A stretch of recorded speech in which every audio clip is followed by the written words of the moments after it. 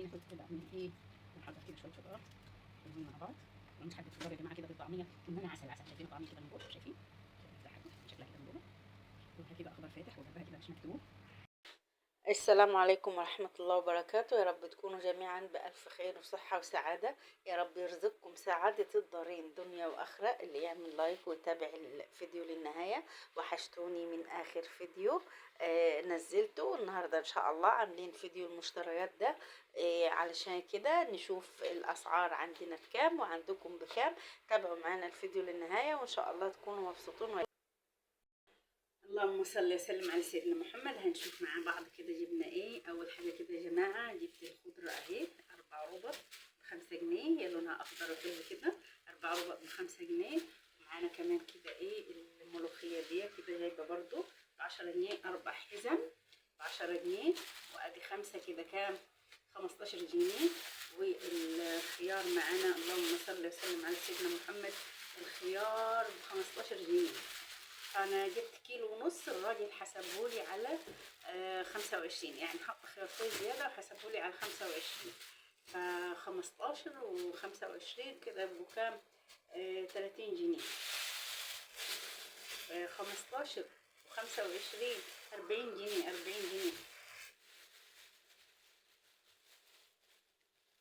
شايفين 40. شايفين الطماطم الحلوه دي كيلو ونص منيها ب 20 جنيه كده. 40 كده 60 جنيه. 60 جنيه. معانا اللهم صل وسلم على سيدنا محمد. معانا كده الليمون ده ب10 جنيه نص كيلو كده 70 جنيه. 70 جنيه. معانا الفلفل الرومي ده كده بنات. شايفين الفلفل وحلاوته. الفلفل ده عامل انا جبت كيلو ونص ب15. 15 واحنا مش عارفه انا قلت 15 وقلنا 70 جنيه بكده كام؟ 85. 85. معانا هنا البطاطس عامله 20 جنيه. قولولي عندكم الخضار ده عامل كام؟ كده 85 و20 يبقوا كام؟ كده 105. البطاطس اهي كده 105. ونضيف البطاطا دي يا جماعه. البطاطا اهي الكيلو ب10. جبت 2 كيلو ب20، يعني شويه الخضار دول كلهم كده بحسبة 125.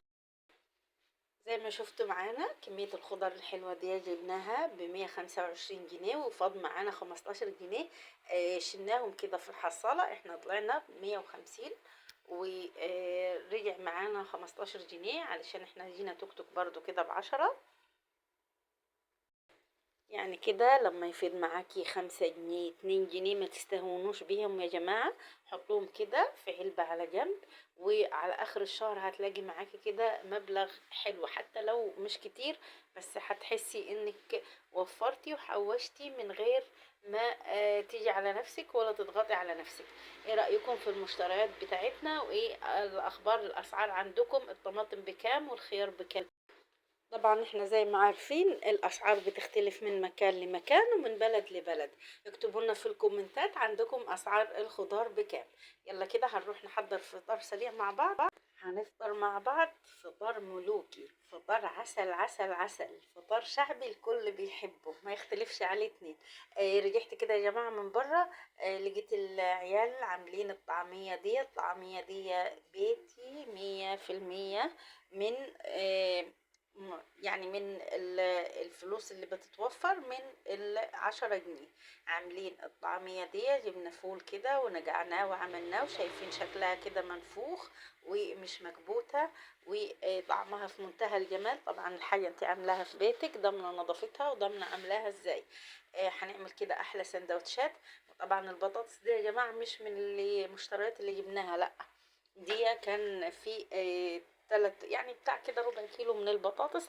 فرجعت لقيتهم حمروا كده منه، وانا اشتريت علشان كده بقول لك قبل ما تنزلي تشتري اي حاجه من السوق بصي على اللي عندك، شوفي ايه اللي ناقص عايزه تكمليه، ايه اللي مش موجود عايزه تجيبيه، ايه اللي عندك علشان ما تجيبوهوش وما تكونيش محتاجاه. طبعا الجرجير ده طبعا مش من المشتريات اللي احنا جبناها دلوقتي خالص. الجرجير ده كان عندي برضو غسلوه حضروا لي الفطار ده، ربنا يبارك فيهم. احلى شوية سندوتشات كده جرجير مع الطعمية والبطاطس طعمه خطير، يعني اكيد عارفين طعم السندوتش ده عامل ازاي. نورونا كده وتفضلوا معانا، هتزيد البركة وهتزيد حلاوته.